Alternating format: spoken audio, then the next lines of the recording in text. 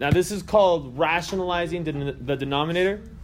You guys just learned, you guys just saw that if I multiply a square root by the same thing, the square root sign goes away because squareds and square roots cancel out. Let me write out what you guys got. We got x minus 9 times the square root of x minus 9. That's on top. And on the bottom, we have x minus 9 squared with the square root over it. Right. So what happens to the square root and the squared? Yeah, they cancel each other out because they're opposite operations. Now look what we have. We have an x minus 9 times the square root of x minus 9 on top. And on the bottom, we have an x minus 9. Do you guys see anything? Can we do anything? Can we simplify? Yeah. Let's kill those factors. Peace out, x minus 9s, you're ugly. Okay, and then we're left over with x minus 9. All right, now that doesn't happen all the time when you rationalize. We don't always get to cancel something out, but sometimes it does happen, which is why I don't multiply out the numerator until I see what I got to see if I cancel anything out.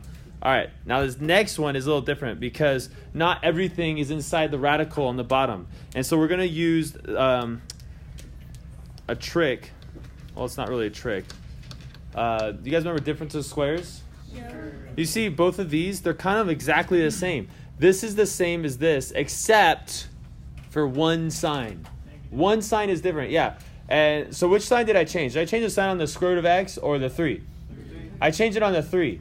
Can I change the sign on the square root of x instead? Yeah, you can. It'll work. But it's more annoying that way. I mean, I don't know. You guys just don't like doing it. I don't like doing it. I like changing the sign of the one that's not a square root. But anyways, so you do that to both the top and the bottom. You'll get the same answer both ways. Don't matter. And so then I have x minus 9 times the square root of x minus 3. That's on top. On the bottom, what happens to the middle term? Actually, that's a crazy question. You guys are like, what's going on? All right. Yeah, okay, there's a trick here, but I'm not going to do the trick. I'm going to multiply it all out. If you know the trick, please do it. What is the square root of x times the square root of x? The square root of x squared, which is x. And then we have the square root of x times negative 3, which is negative 3 square root of x. Then we have positive 3 times the square root of x, which is positive 3 square root of x. And then the last one, positive 3 times negative 3, which equals negative 9. What happens to these two terms? Yeah, they are opposites. We have a negative 3 and a positive 3. They add to 0. So what am I left with on the bottom? Yes, it's beautiful. Now, take a moment, stop and think, because I want you guys to see the shortcut. Look at what we got on our denominator. Now look at what we're multiplying right here. Is there a trick? Is there something you could do to go from here straight to here so you don't have to write all this extra stuff? All right, we're trying to be efficient.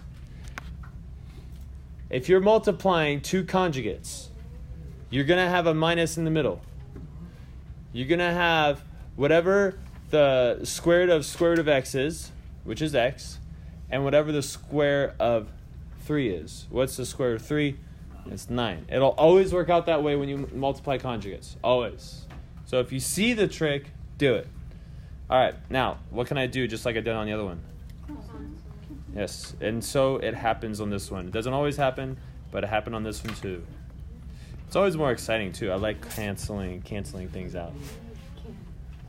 All right. Now look at the way this one is worded. It says rewrite this in an equivalent form with the rational expression in the denominator.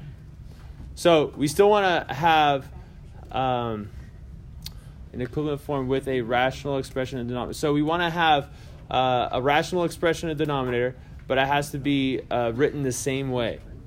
How can we do that? What is a rational expression? This is a rational expression. This is just an example. X over x plus 1. This is a rational expression because there's variables in the top and the bottom. Actually, more specifically, we have a variable in the denominator. Okay, so how can we have a denominator with a rational expression? Okay, guys, I'm not going to lie. I just checked the teacher notes to see, like, what the heck are they asking? Because this doesn't make that much sense to me. Forget this. Just say, write it in an equivalent form and get rid of this. This shouldn't be like that.